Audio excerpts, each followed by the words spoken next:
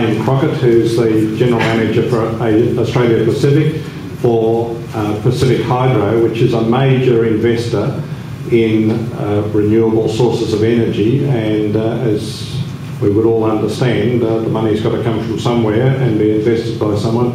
So I think it's particularly important that we've got Lane along to give us that perspective tonight. Please welcome Lane.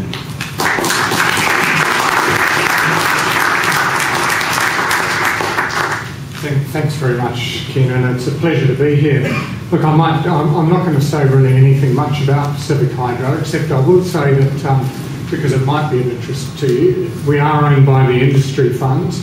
So if your super is in one of the industry funds, then you potentially own a part of Pacific Hydro. So hopefully there's a few people here. Now, I'll start off by talking about what promotes investment in renewable energy. So, reasonable return on equity, a predictable and reliable revenue stream, confidence in the plant output and operating costs, investor certainty, in other words, that you can manage the risks, and finally, you always have to take into account the social and environmental outcomes. Well, the thing that you see about that list is that the criteria for investing in renewable energy are exactly the same as the criteria in investing in any large infrastructure. So there really isn't any difference, except when you start to get down to what is renewable energy. So looking at it now, obviously, again, a sound financial investment is required, but now we're looking at the benefits of investing in renewable energy, which is that there are zero emissions from operations. It has a lower health and safety risk than, for example, fossil fuel plant, and that was done with a study that looked into all the health and safety numbers coming out of operating plant worldwide, and was found that it was lower for wind than for coal or gas generation. It has positive social and environmental outcomes, and it has broader health benefits to the community. And a little bit later on, I'll identify some of the costs that relate to those two bottom points there.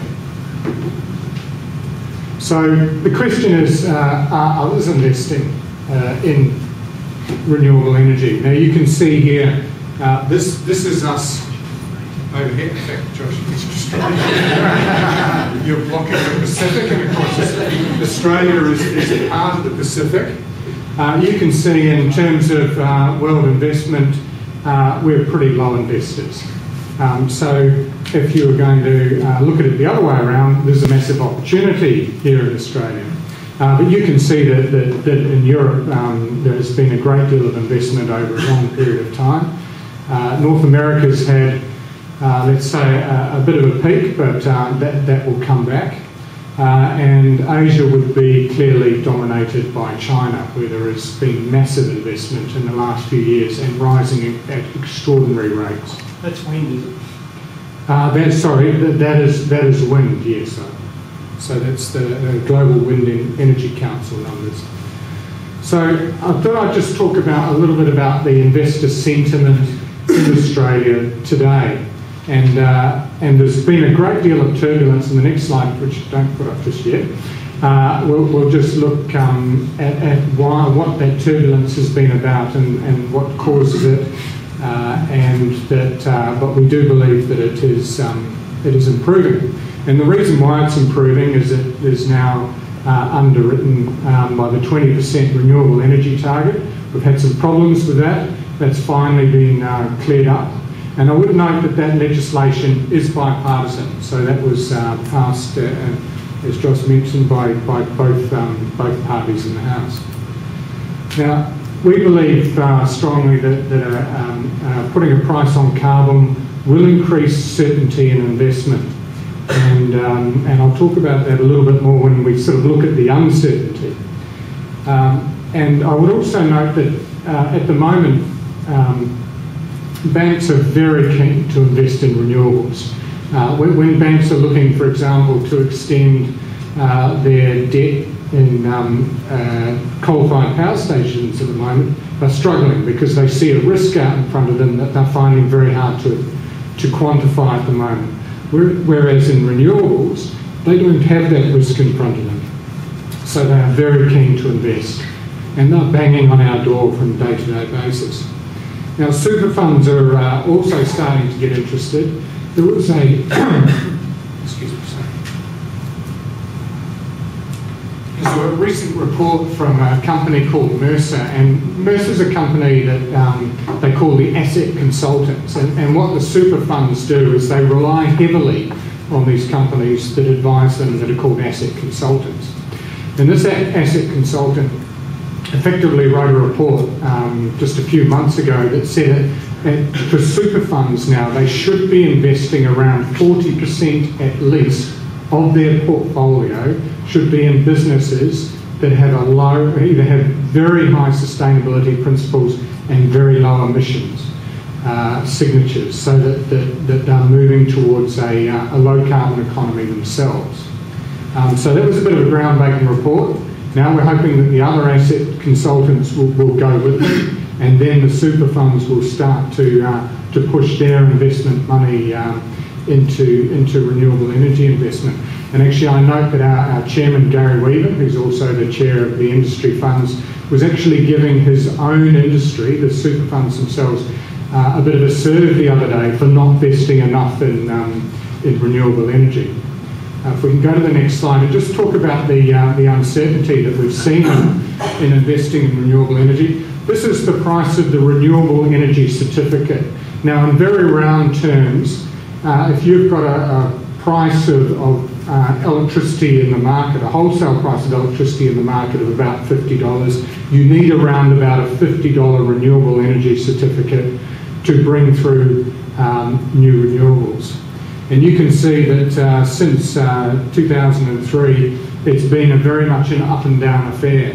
And you'll also notice that just about all of them relate to government policy, whether it's states or whether it's federal government. There's been tweaking or not extending things or changing this or changing that. And you can see the market each time has sort of shifted around. That causes massive uncertainty. And that makes it very hard for investors, both equity investors and debt from banks, to come on board. Now, we believe that putting a price on carbon, what that does is it lifts the wholesale cost of energy, and therefore it reduces the cost of the price of a renewable energy certificate. In other words, you need a less price of a renewable energy certificate to meet the investment requirements, and therefore you're taking out some of the risk here because you're using a lower price. It's a smaller part of your investment requirement. Okay. Now, I've just got a couple of slides well, this one, it looks at what the expected breakdown is for technology under the 20% renewable energy target. And you can see that it's sort of broken up. It starts with a sort of dark blue, these are various types as the wind comes into the market. The grading is about the fact that you're starting off with the best wind sites and then moving to the second best wind sites and then the third best wind sites. And by the time you get to the third best wind sites, the cost of solar energy is now starting to come down to levels which means that it can compete with wind as the lowest cost renewable energy. If you go to the next slide, you can see now this is an estimate by Bloomberg about the reducing price of renewables. You can see that wind's now relatively mature technology, so it's not coming down a steep curve that you can see with the large scale PV and for the solar thermal. That STEG sort of stands for solar thermal energy generation. And you can see the massive reductions in cost over time. Well, let's move on there quickly.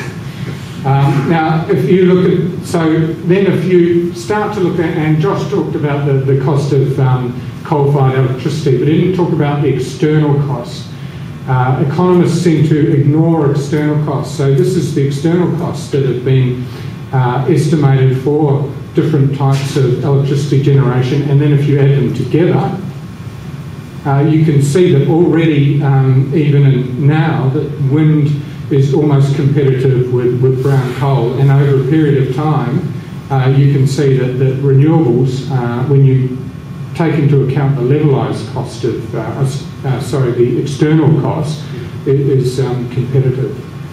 So finally, this was a study, a survey that was done by an independent pollster last year for Victorians. What do Victorians want? Well, 70% of Victorians say they would like new wind for generation. About 25% they'd like new gas, and about 6% said they'd like new coal. So I just thought I'd put that in context about what people want. And finally, because Ken's about to, I already have, renewable energy, it is popular, it's a great investment, it creates jobs, it's clean and healthy, and it has no emissions. Thank you.